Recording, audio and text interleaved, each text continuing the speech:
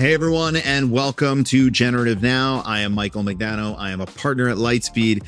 We are in the final stretch of the year, and so I am back with my friend and fellow investor, Semil Shah.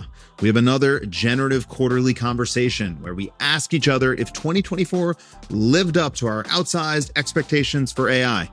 Semil and I also dissect all the trends of 2024, driverless cars, AI devices, Jensen Huang's Rockstar status, and the tech takeover of DC that we expect in 2025. So take a listen to this conversation with Semil Shah.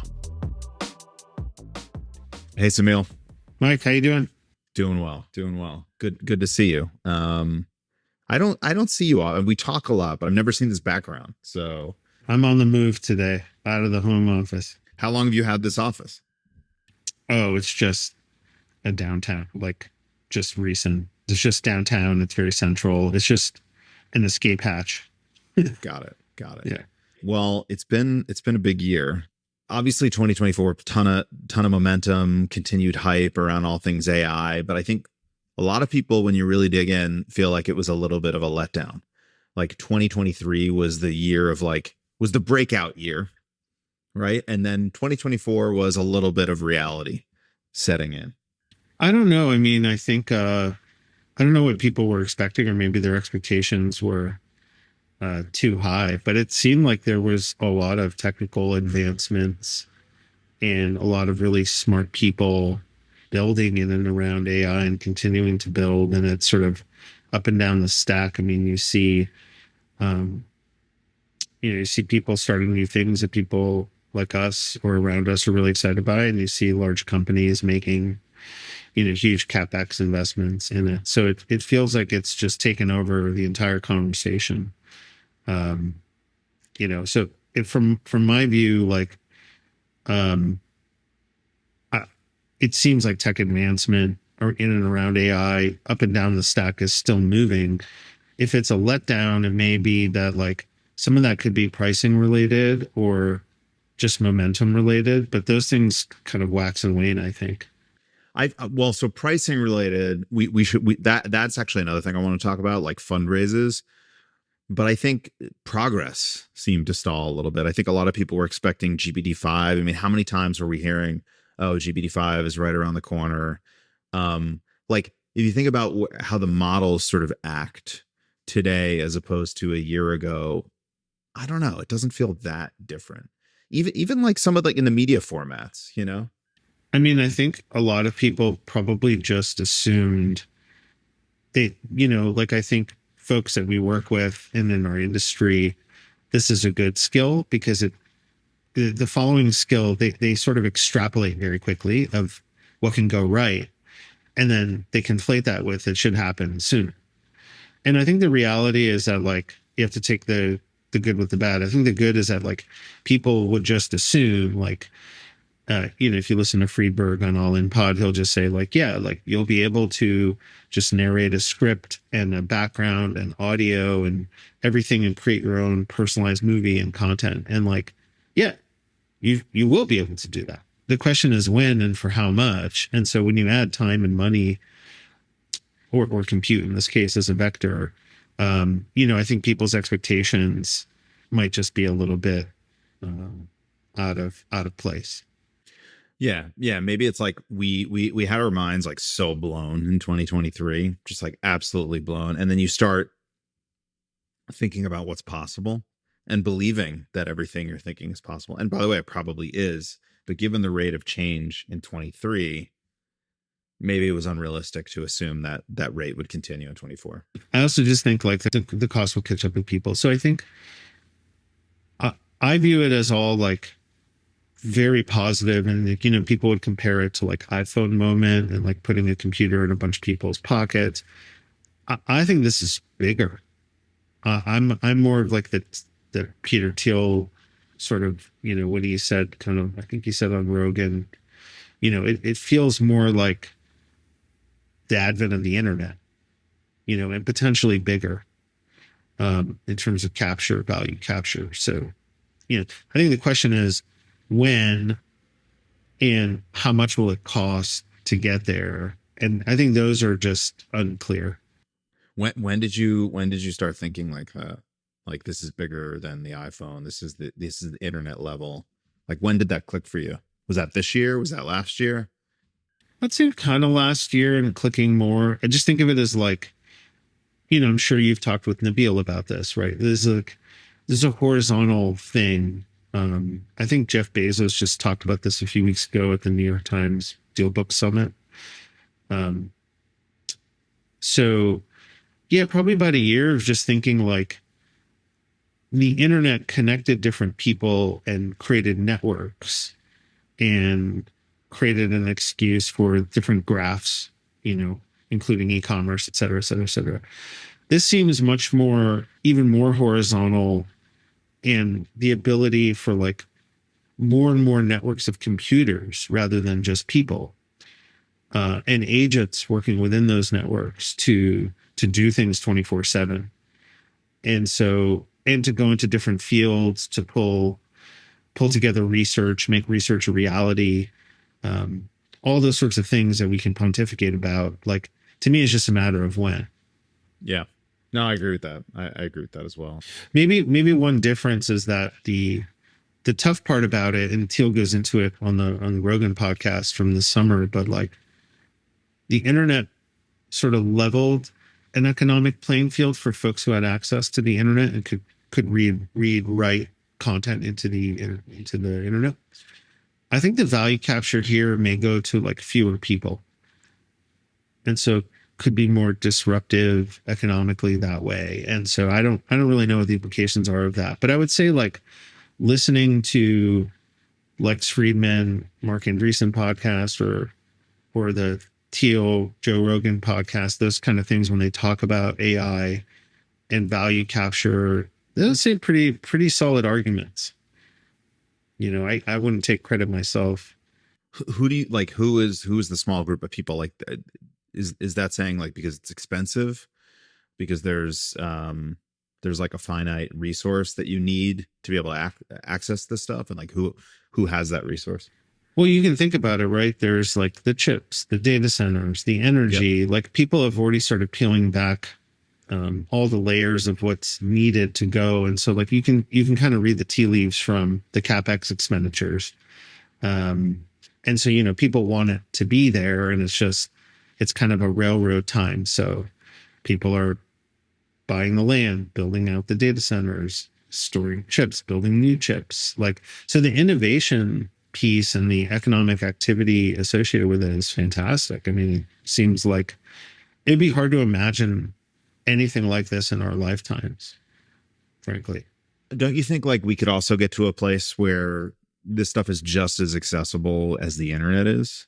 And in that respect, like, does it then become more democratized than just like a select few having access? I think this is like the open source argument that you and I have talked about before. Yeah. And I do think there's good arguments for having open source capabilities. There's good arguments for having closed source networks for security reasons, things like that. I don't really know which way it's going to go. And maybe it's both. Maybe it's open source with managed services on top. I don't know. I mean, it feels like it's all moving so fast, but I wonder if like the costs and the costs are catching up with all of us, That to me seems like a big unknown. And, the line I've been using with other investor friends is like people in our industry have conflated this sort of inevitability and the intoxication of the possibility of what this horizontal AI shift can bring with like at any price. And so, again, it's sort of cliche now for VCs to talk about that. I've just never known how to like price growth deals to begin with before AI. And now it just seems like totally there's no rhyme or reason for it. Yeah. That makes sense. All right. So that's like what I was calling stalled progress, but maybe that's actually not right. I opened that last one up with sort of like, hey, there's been a letdown here, but now let's hit sort of the other side of the coin, which you alluded to at the beginning of that topic, which was sort of pricing, funding. We saw some of the biggest fundraises ever in the history of venture over the past year. 2 XAI rounds, or sorry, one confirmed, another there's rumors of that I've seen in the media. Maybe by the time this episode drops, maybe that will or will not be confirmed. We'll see. Obviously, the OpenAI funding round, what was that, 150, 160 billion valuation. These are just crazy numbers, right? These are big numbers. To your point of maybe at any price. Yeah, I don't know. What do you think about this? I mean, we were basically in a trough of sorrow in VC for a couple of years, and now we're literally seeing the biggest funding ever. What stayed the same is that there's just these compounding effects. You combine VC excitement and the huge funds with the scale and opportunity and intoxication of what the OpenAIs and XAIs of the world can do. And you get a lot of intoxicated behavior, but it may lead to like good times. You don't know. I think the one thing that's different now is that maybe from the last couple times we talk about this topic is that every quarter it feels more and more likely that like, oh, hey, SpaceX may stay private forever. And like OpenAI may like stay private forever. And like maybe Perplexity stays private forever. Like that feels like an unknown. And I don't know if you know this guy, Mark Rowan. He's I think he's one of the co-founders or like co-CEOs of Blackstone. He's someone I follow online because he's just, when he gives an interview, it's like extremely well reasoned. Like I don't know like half of what he talks about. Any recent podcasts that he's been on?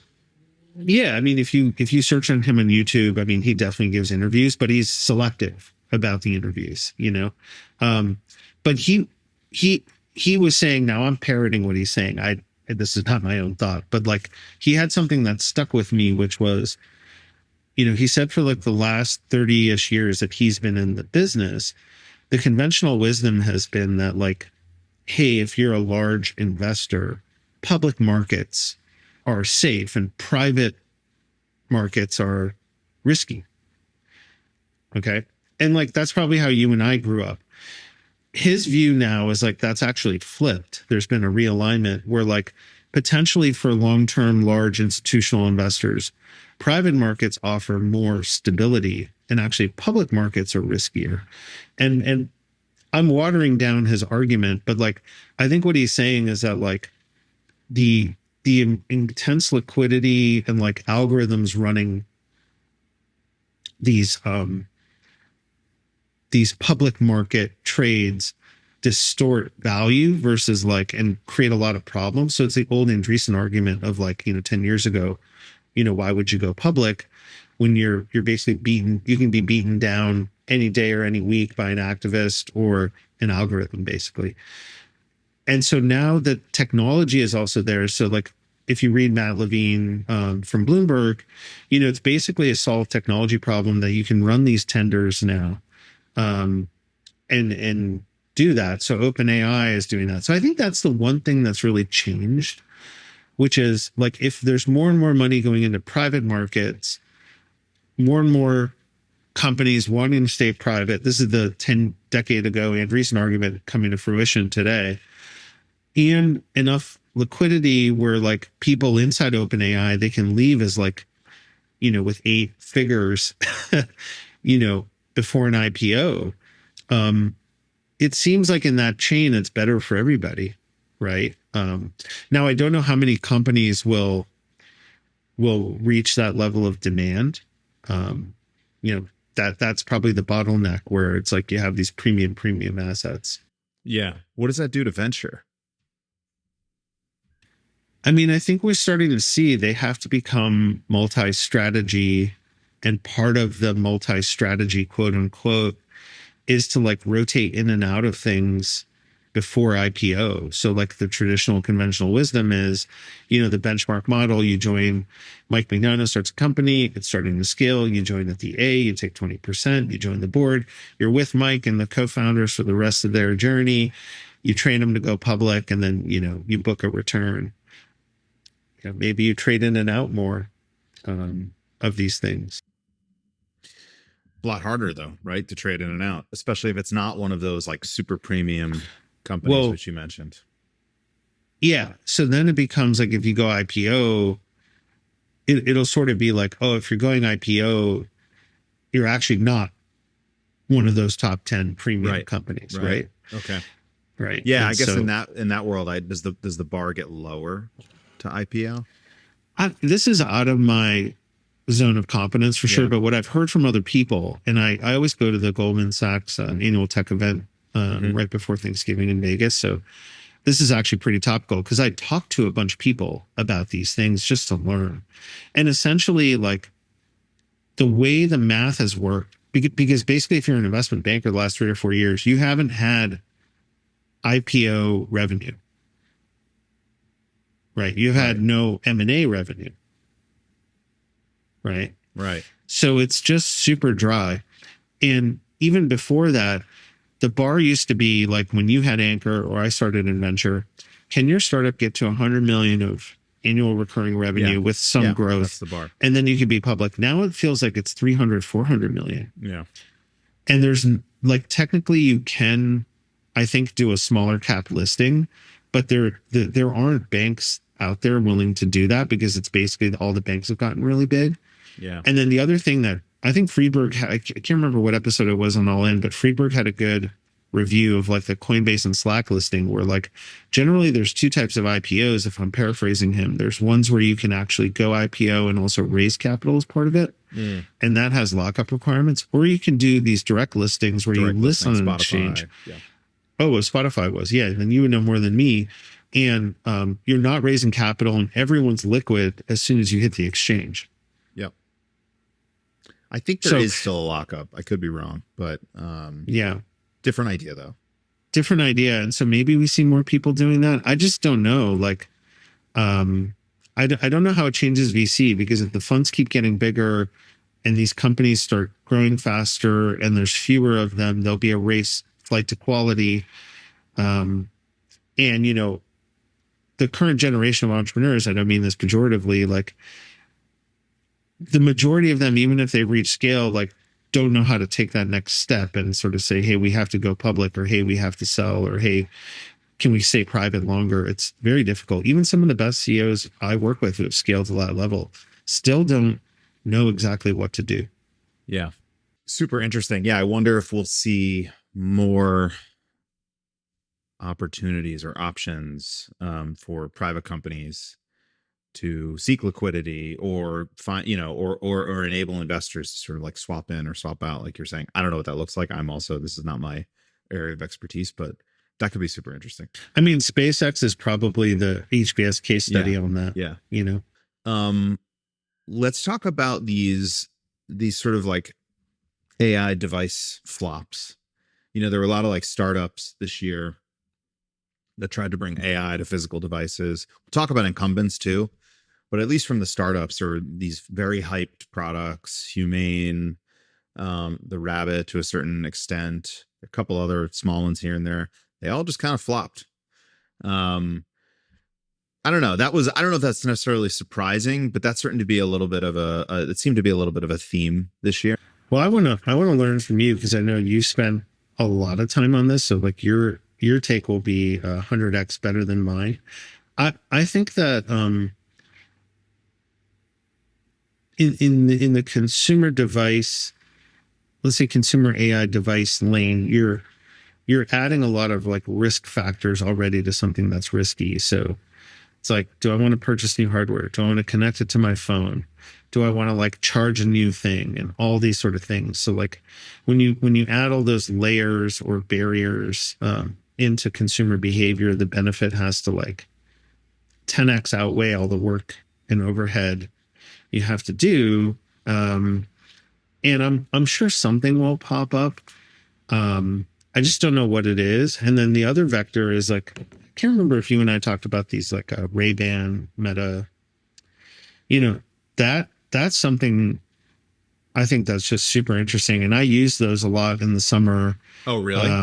Oh yeah, yeah. The ones and with the AI in them, like the overlay and stuff? No, I have the last version. So like I'll get the new version, but I'm just a huge fan of that with like the music and like not having your AirPods in. So I don't know how that'll change all of that too. Like I'm not really sure, but I think maybe to wrap on that, like I do think something like a key fob or something that you could just talk to or ask questions to, that's like just voice, you know, I do think that will happen at some point. But again, it could be the watch too. Yeah. Right. I think a lot about the watch. I feel like the Apple Watch is in very theoretically, I mean, I also think Apple's made some mistakes here with AI so far, but like in theory, the Apple Watch seems like a very, very important opportunity for Apple. And the AirPods, right? And the AirPods. And the AirPods, yeah. Absolutely. Yeah. I completely agree with that. What's your view as an investor though? Like obviously you have to track all these new consumer AI devices coming. You probably want one for yourself. You want it to work. I buy all these things. Like as soon as they come out, I buy, I pre-order them. I've got one coming, I think within the next couple of weeks. Partially because it's my job, partially because I'm just, I don't know. I'm a nerd for this stuff. I remember getting the Pebble watch back in the day. Like I think I got like the first Pebble watch. Like I'm just always into this stuff. But no, I think as an investor, when I've looked at these, it's been hard to sort of build conviction. I actually am an investor that sort of, I try not to have too many hard and fast rules because nobody knows anything. So just buy and try everything and see what clicks. No, I guess I'm just saying I'm never going to be like, I will never invest in a hardware product. I don't know, maybe. But I do think as the year has gone on, it feels hard for me to rationalize some of these things. I just think there's so much risk as a startup in, the supply chain for hardware, getting the technology right, and then going up against obviously the incumbents. And isn't OpenAI like working on a phone? OpenAI is working on stuff. Yeah. I mean, I saw something recently, a startup product technology, super cool. Like almost nothing bad I can say about the product, the technology, but it's like, it's going to take us 3 years to get this thing to market because of, the supply chain and stuff. And 3 years just feels like an eternity, especially in AI land, especially when we already know these incumbents are building these things. When all these smart speakers came out, Kindle, Google Home, and then to some extent Siri plays in this world with the watch and the phone. It was a problem that these things are all on different platforms, but the problem was somewhat mitigated by the fact that none of this stuff was actually that useful, right? They were they were just setting timers and playing Spotify and whatever. But I think the moment this stuff becomes really good, I think that fragmentation becomes kind of a problem for the user. Mm-hmm. I totally agree with that. I think that's a great insight. I'm actually wondering if the best positioned company here is the company that can do this horizontally. Well, that's what that's like Xiaomi in China, right? Yeah. They basically took over your home, which Apple tried to do, and they have a good position with their mobile devices, Apple TV, but they really haven't invested in Apple TV. Yeah. I know you talked to, by the way, I listened to your MG pod. Yeah. That was great. He's legend. Great to hear his larger than life MG. Totally a legend. I think he's been talking about just them actually doing a TV, Apple. Yeah. Yeah. He's talked about that before. I'm thinking very specifically about OpenAI. I think if OpenAI can become indispensable to the consumer, they will be in a really strong position to integrate with all of these players and be that horizontal glue that kind of connects all of the devices, agnostic of who made them, you know? I see. So like they would go to the hyperscalers, Yeah. basically say, give us premium access. And then that could be the control point to like telling it what to do and like learning your preferences and doing all Totally. that. I mean, you can already see this. They have the integration with the iPhone, right?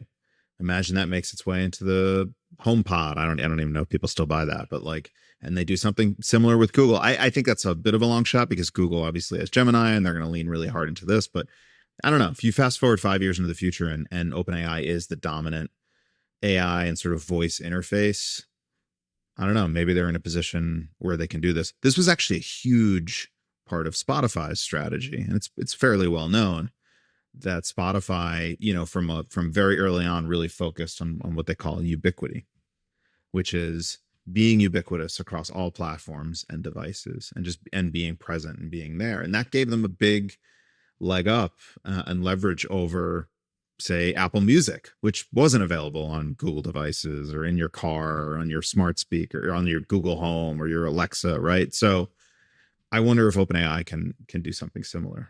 Yeah, I hadn't thought about that way. I mean, your insight is right. Like if I were to summarize what you just said, which I had never thought about before, the fragmentation of all these home devices didn't really pose a problem to folks like you and I or people at home because the service capability was limited. But if it gets just to playing my point, Spotify, you know? Yeah. But if it gets to a point where the AI gets really good, the fragmentation across these platforms will be a problem because then it's like, I want to just connect my Spotify to my Sonos to my Amazon to the. And I wanted to know my preferences and know what I ate for dinner last night. Yeah. Yeah, it's too much of a loop. So like, yeah, what's the glue, the personalized glue that brings it together? That feature that you articulated feels more likely than one of those platforms dominating it because they've shown weakness in a lot of these categories. Yeah. I think Google could win that. I put more stock in Google to win that than Apple. Actually, I don't know. Well, they won't hedge on that a little bit. But like Pixel, they need to flood the market with Pixel. They need to flood. Yeah, I was just going to say that. Apple's got the hardware advantage. Google's got the software advantage. I feel like, yeah, they would need to make Pixel as popular as the iPhone. Yeah, that's fascinating. I hadn't thought about any of that. I mean, I've kind of given up on the smart home view. So I think that's a super interesting thesis. Like very optimistic. Do you use it? You don't have like smartphone home stuff? Not really. Really? Not like much. You've stopped over the years, or? I just was never really interested in it. Like it feels like the juice isn't worth the squeeze. Yeah, it's pain in the ass. I have invested in it quite a bit, and I have a very connected setup. I've got cameras, I've got thermostats, I've got hubs. Like we have that, speakers. But it's all just different platforms, and it's like a point solution. So I meant like trying to connect everything in some kind of harmonious way just felt like a mile too far. Yeah. So I did that, and I would say it's a pain in the ass, I think, to your point. And it's brittle. Brittle, yes. Yeah. It's like doing an OAuth connection to like LinkedIn, right? It's worse than that. Yeah. I actually had a huge problem with it recently where like I was trying to add all these cameras, but they weren't working properly. And so I like removed some cameras as a way to almost like reset it. And it just blew out my whole setup. There was like a bug and it just zapped my whole setup. Meanwhile, I have cameras like hanging off the roof that you have to physically scan to reconnect them. Like I had to get on a ladder. Like it was. You're a better person than me. I just would give up. It's just not worth it. Next thing we should cover, 2024 sort of surprises. Jensen is a rock star. Like possibly we've never seen a tech CEO be a rock star before. This is a guy who's literally signing autographs like on women's physical bodies. Like, I mean, I've never seen a tech CEO be a celebrity or a rock star like this guy. I mean, even Zuck, Zuck has become very, very, very, very, what do they call base Zuck. But Jensen arguably is even more of a celebrity than Zuck is. This is out of nowhere for me. Yeah, I mean, I think it's a great story, and I think when he gives his interviews, they're so consistent and authentic. And you know, um, if you listen to any of those interviews, like they're very like his philosophy just seems very consistent. He's been doing this a long time, and I think he leans into it appears like, I mean, obviously he's got publicists now and people helping him, but it seems like he leans into the fun of it, You but think doesn't so? get. I think so. Yeah. Yeah. I mean, but like, like you said, these kind of rock star viral moments where he's had, he's pictures of him flying around the internet, whether it's his jacket or, signing people's bodies or whatever. But I also don't think he gets enwrapped in the fame part of it, where like his humility doesn't get overtaken, Yeah. How much do you think is intentional? about his persona now, his public persona. Yeah. I don't think you get up there and do all these interviews and like be calm and say these things that are your philosophy without it rooted in something deeper. Yeah. I think people would see through that. And it's hard to find other CEOs. Like, I think when you hear like a Bezos interview and he goes into like how he designs a team meeting or something, you're like, okay, this guy's been through a lot of team meetings and really thought about how to do it. Like, can't really fake that, in terms of like the leather jacket or the Rockstar moments. I think of it, maybe it's charitable that he's just like leaning or accenting into what he's already doing and just kind of layering in a little more mustard. But that's sort of how he is. I mean, how much is this the sign of some sort of, bubble or, stock price sort of inflated kind of mania? I mean, a couple of years ago, there were crypto celebrities that are now in jail, right? You know what I mean? Like, yeah.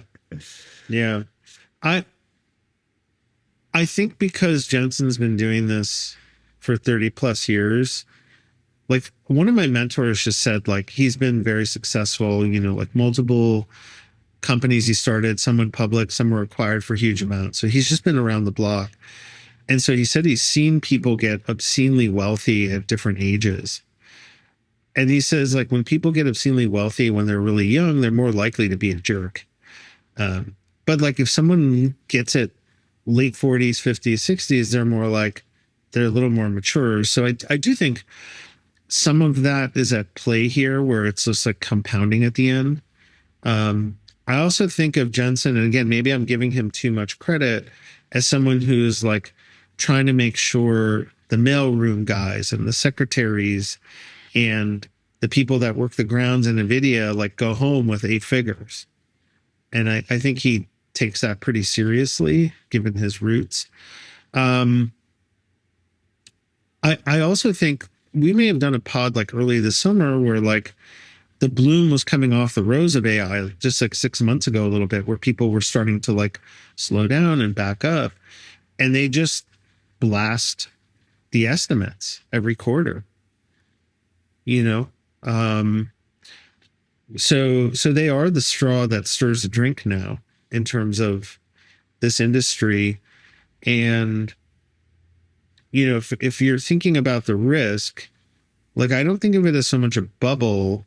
I think of it more as like the risks are greater given the size of the mountain. So like there's the China anti-monopoly sort of anti-trading risk. There's a risk around like, hey, if everyone, you have this advantage in chips, like, are other people going to be building chips?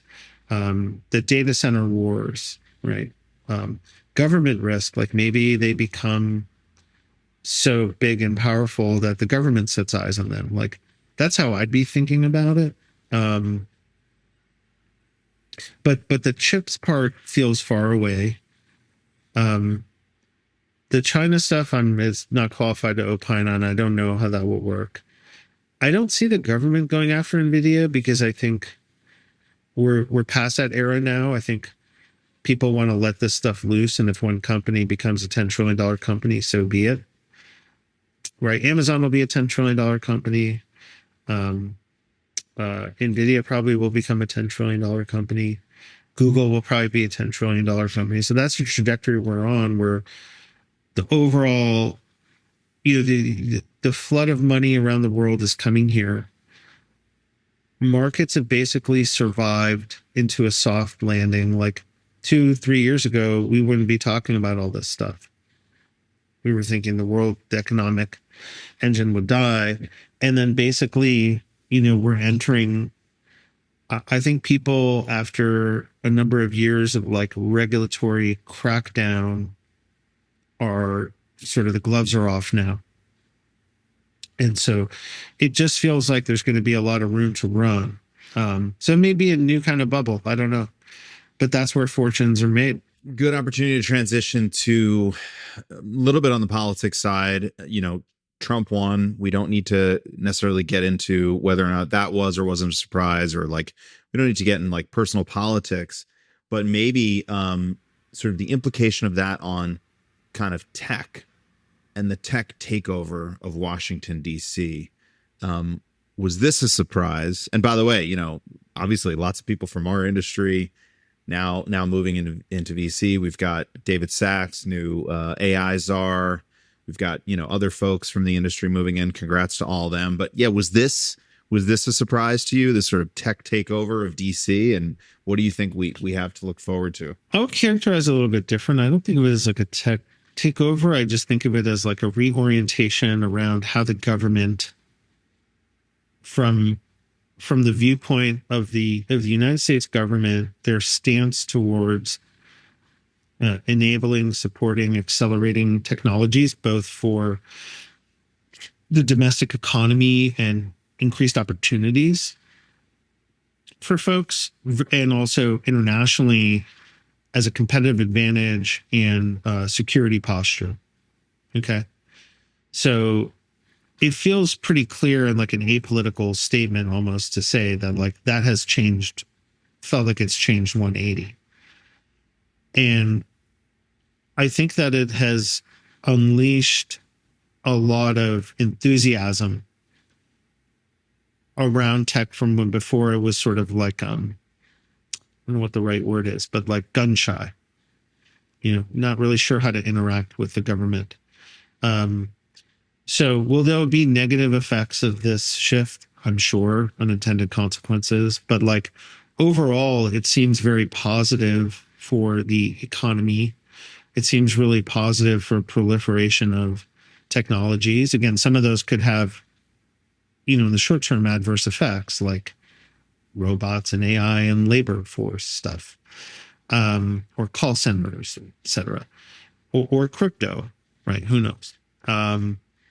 But then also, I think it's a more real politic view of how the world is interacting and how states are interacting with each other, and the type of warfare that is now being conducted, or the type of espionage that is now being conducted. It seems a more real approach to those situations. So I think that these markets, for entrepreneurs, for investors like us, will have a lot of room to run if that kind of openness stays now, because it's actually very tough, regardless of what political candidate you're for, or which party you're for. It feels like that genie's now out of the bottle, and it would be very hard, especially from that international competitive point of view and the security posture point of view, to actually go back. Yeah, I think that's right. And, one thing I am definitely wondering about and curious to get your take on it is sort of the conversation we were having earlier around public markets versus private markets versus M&A opportunities. Like, what do you expect the near-term impact of these changes to be on our business of startups, VC? This is what I talked to a lot of people at Goldman event about too, which was kind of, again, I'm just parroting the synthesis of what I heard. I don't know. But I talked to a lot of bankers and a lot of large investors, institutional investors and large investment funds, Basically, they felt that, like, in terms of IPOs, like, they're not expecting 2025 to be like a watershed moment for IPOs where like there's just the flow of lava underneath a volcano that just erupts because of pent up demand. I think that they view it as like a trickle for next year. And it will take a while. And can you explain that a little bit? Like what's I think behind that? I think just like, I don't know. That was just a consensus view. I really don't know. I don't know. When I started repeating that to other people, they were like, yeah, I believe that too. I believe that too. Like, it's just not going to change overnight. I think people maybe want to see what the next 3 to 6 months also bring. Like, there could be a lot of just change that it's hard to model for, a lot of distraction out there. And then in terms of M&A, like, I think a lot of people, again, this is the extrapolation of people in tech when they're very optimistic. They're like, we'll just start again. I'm not sure it will, because the rules are still the same. Like, you still have to disclose this stuff. I do think there'll be less of a fear of like M&A scrutiny. But again, I don't know how many high quality assets are there, to actually pick from. And they may take that 3 to 6 months to just wait and see like what's actually going to happen. Are these nominees going to stick? What are their first moves going to be? So I think in 2025 is just a year of kind of like, let's see where the dust settles, even though it feels like overall like a good trajectory. I remember in the beginning of the pandemic, or like the beginning of the downturn, Ukraine war, like there were these memes on Twitter, like stay alive till 25. And last year it felt like people was changed it to like, actually, I meant that, like stay alive till 26. Yeah. I think I agree with you on the IPO side.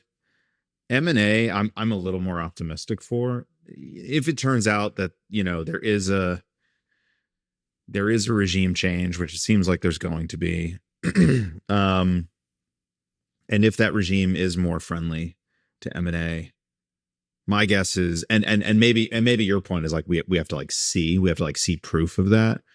I think I would expect a flurry, partially because the market has been ripping now for a while. A lot of these big companies are sitting on a lot of cash.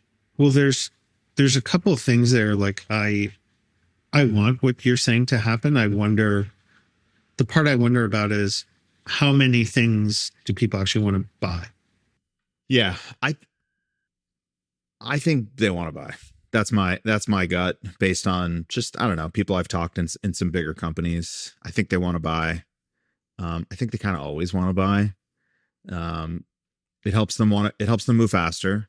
Like clearly, I think, and like for AI companies, it makes a ton of sense, right? Like, and for these larger incumbents with big market caps and cash on the books, like it really makes sense to do that. And so that could be a real boon for the tech industry, if that happens. But it feels like it has felt so dry and so restrictive for so long. It's hard to imagine that. Yeah. Again, I think you probably need to see proof that like it'll be easier to buy stuff. But I think once that proof has been established, then I would expect the floodgates to open personally. I'm not an expert on this. Who knows? Yeah. I hope you're right. Yeah. Let's talk about one thing I wanted to get your opinion on. This is a little less focused on AI, just a little more broadly tech, but I feel like we're seeing a little bit the return of the emerging GP, like new funds. Definitely. Yeah. New funds started by, GPs at bigger funds. Seeing a lot of them. What's going on here? I feel like you're the guy to ask. Yeah, and you and I have talked about this a little bit before, but not directly like this, and it's actually good timing. It's a complete rebalancing. So the way I explain it is that picture your $20 billion, university blue chip endowment. They've been in all these great funds for years, for decades even. And they've supported these franchises across growth funds and opportunity funds and SPVs. And then as a fund scale, their ticket size got bigger and bigger and bigger. And so what's happening now is that all of capital is moving down the stack. All VCs want to invest earlier. All LPs want to invest in smaller funds. It's all following the same pattern. And so they're rebalancing and they're saying, hey, like John Smith is leaving this fund we've been in, for 3 decades. We've had a great relationship with them, but now they're a $3.6 billion fund, and they've got a huge team, and like, what kind of return can we really drive? But John Smith is leaving to start with Becky Roberts, this new fund, and it's going to be 225. And we already know that. Like, I'd rather take the 100 million I gave the mega franchise, give them 25, anchor this fund, and run with them for a few funds because I have a greater likelihood of return. So that is happening a lot. They want to be in smaller funds. And so basically, at Haystack, I've always, maybe to a fault, kept it really, really small and constrained because I've always felt like the best governor on VC behavior is fund size. I think the same thing is happening now with some LPs where they're just like, if I can constrain this group to like start at 175 for their first fund, maybe they go to 225 for the next one and 300 for the next one. I ride them for 3 funds. It's better for me than to be in the mothership at 10 times the size. But at the same time, they are also still funding large funds. There have also been a number of these mega funds that have successfully raised over the past year. So, well, that comes back that seems like a little bit of a difference. That comes back to the foreign investment, right? Where like more and more of that capital is coming to the US from different parts of the world. Okay. And you have these countries, it coincides with this trend where you have these countries that may have, let's say, certain types of natural resources that are extremely economically valuable to them, but they need to diversify out.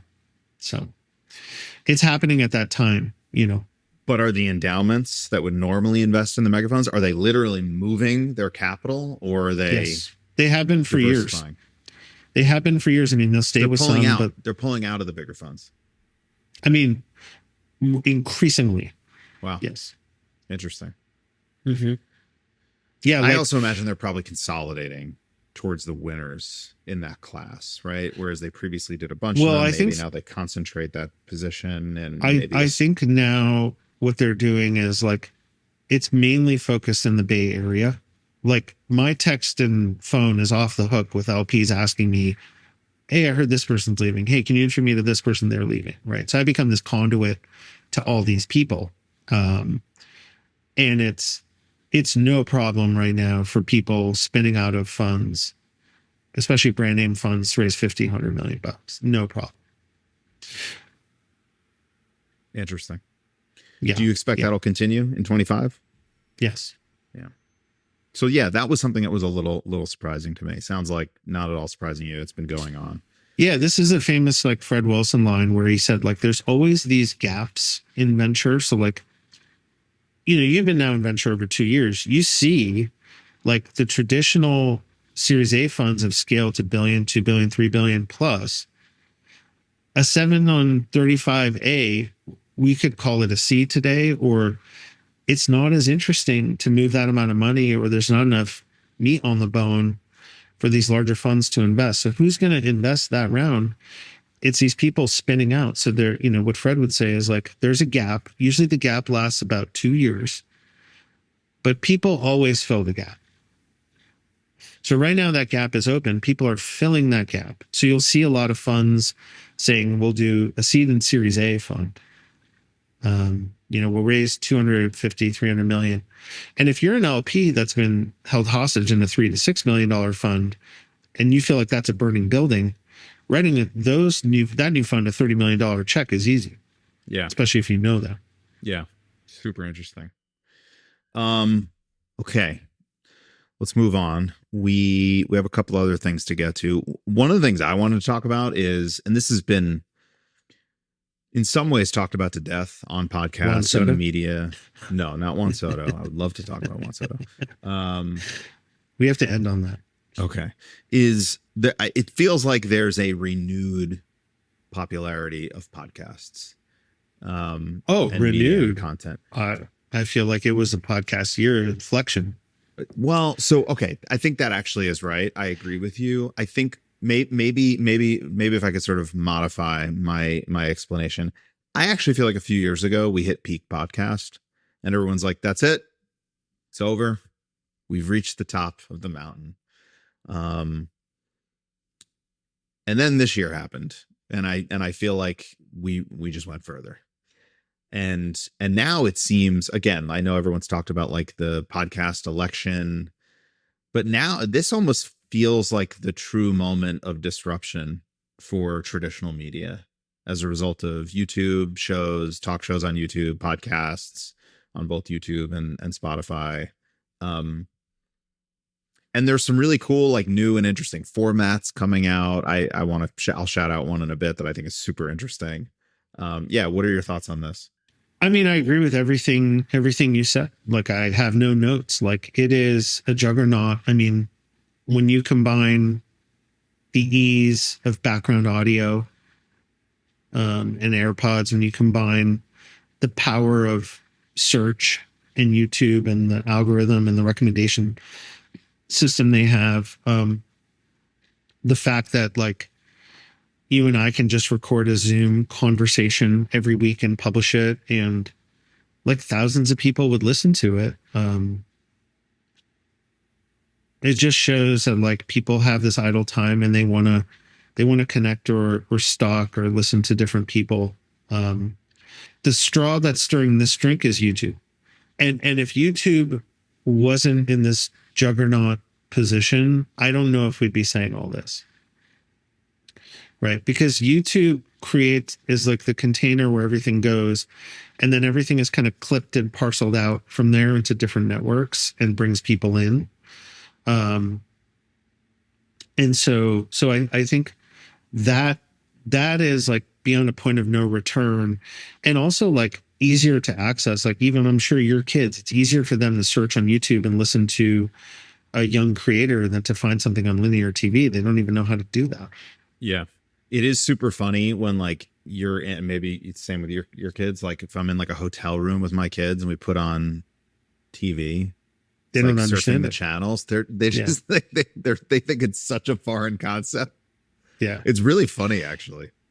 Yeah. But going back to the podcast thing too, like it just doesn't really make sense. Like it like, to me, like if you think about just like a traditional podcast format, like David Rubenstein, the co-founder of Carlyle, has been doing this like great interview series in partnership with Bloomberg. And Bloomberg has its own TV channel, so they obviously have a lot of money and a huge media arm. And Rubenstein is connected to like a who's who of politics and finance, so he can interview anybody, right? And he's trained at this. I think it makes sense to like create for YouTube and then distribute everywhere else, right? So like that he ends up on Bloomberg TV, you're just catching people who are, stuck at the Bloomberg terminal or have Bloomberg TV on the background.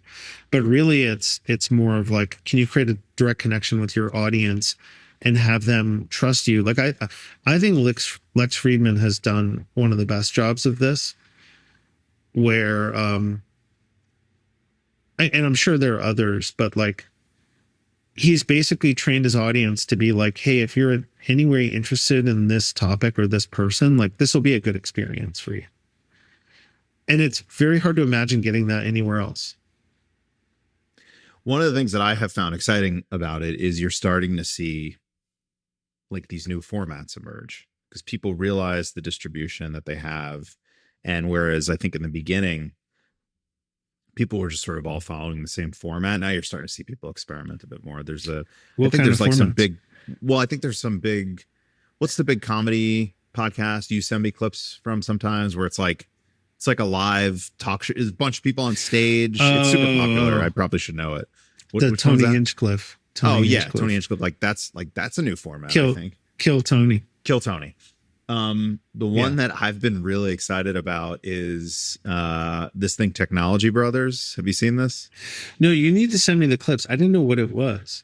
I think it's super smart. It's Jordy Hayes, John Coogan, and yeah, basically, so it's a traditional long form podcast. They publish a long episode to Spotify, YouTube, wherever.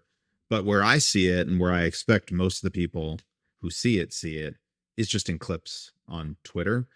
And all of the clips are built around reactions to tweets. Oh, sure.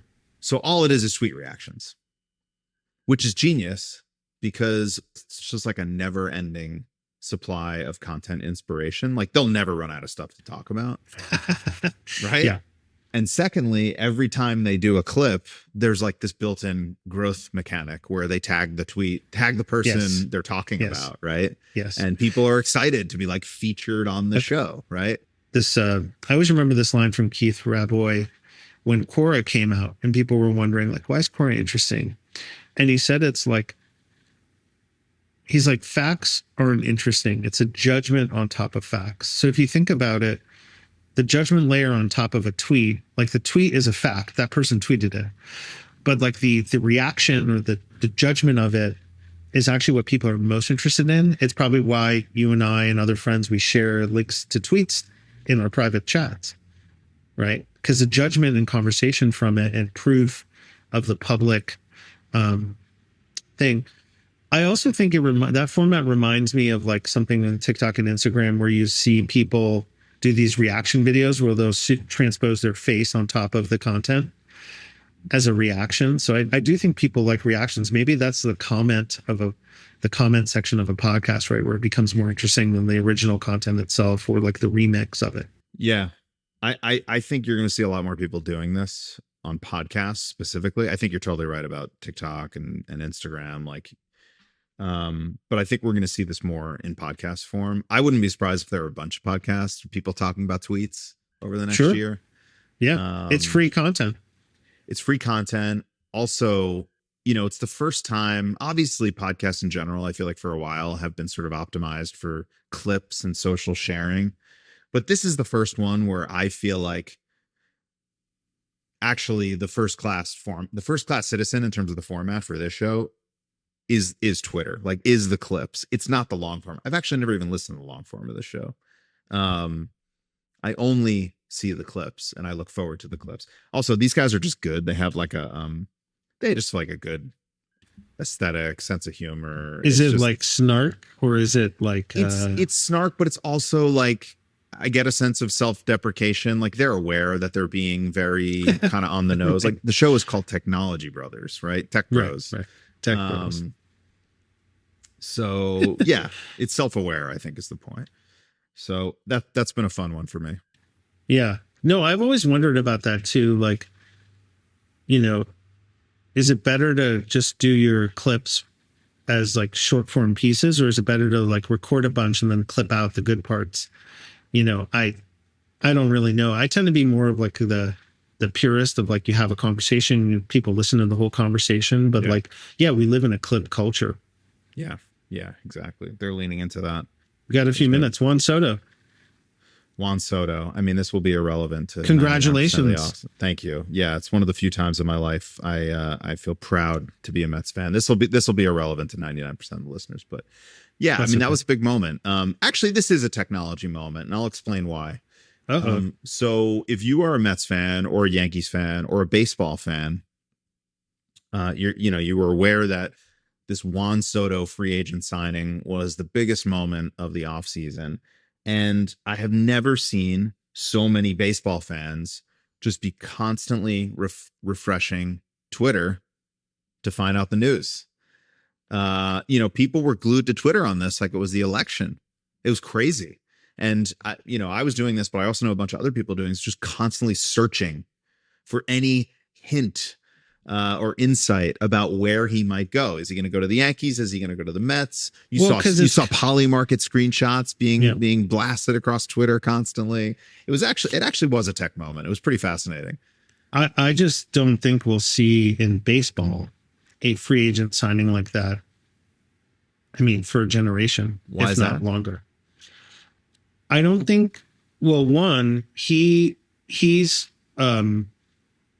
by all accounts, he's rejected 2 to potentially 3 long-term offers over $400 million by the time he turned.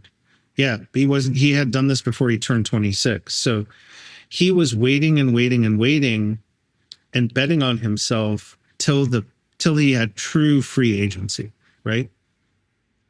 So most people would take the bird in hand. I think the second thing is that you had this bidding war where you have now private equity or hedge fund types like Guggenheim with the Dodgers and Cohen with the Mets, where their pockets run so deep that, like, someone was telling me a lot of these franchises, most of them lose money and some of them make a couple $100 million a year after expenses and operational expenses and things like that. So when you can dip into your separate bank account and take on more losses to build up a franchise, like, it's just his timing is amazing where he had these people compete for them. And then if you look at it statistically, he's already got 8 years of experience basically in the major leagues, already been in 2 World Series, won one. And his offensive numbers compared to, like, most people now, just over a block of time, basically blows everybody out of the water. That all that being said, I think it was a crazy deal. Like, I don't think I would have done that deal because baseball to me is more of a team sport. One player doesn't make it. And I think he's not a great defensive player.